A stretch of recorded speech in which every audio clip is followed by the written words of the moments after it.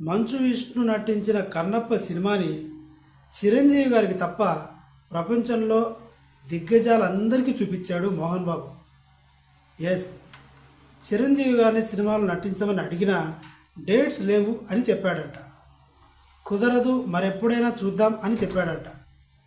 మామూలుగానే ఇద్దరు Tom and Jerry, ఇది అందరికీ తెలిసిన విషయమే.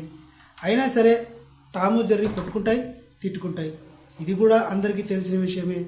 మరి దీనిలో భాగంగా సినిమాలో నటిస్తే బాగుంటుందని అనుకున్నట్టు వినికిడి.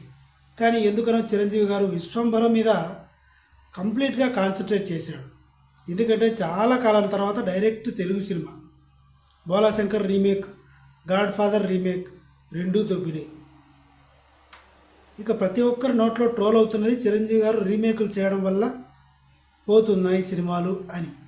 కాబట్టి వశిష్ఠ దర్శకత్వంలో రాబోతున్న విశ్వంబర సినిమా మీద కంప్లీట్గా ఫోకస్ పెట్టాడు.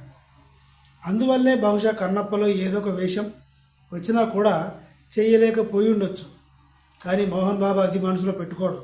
నేను అడిగితే చేయలేదు, ఇదే మోహన్ బాబు మనసులో ఉంటుంది.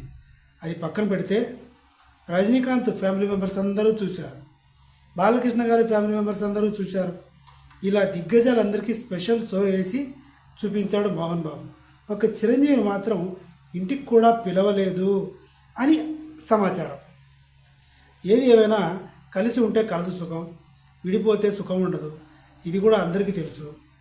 మరి మోహన్ బాబు గారి కక్ష, చిరంజీవి గారి పంతం ఇంకెన్నాళ్ళు ఉంటుందో చూద్దాం.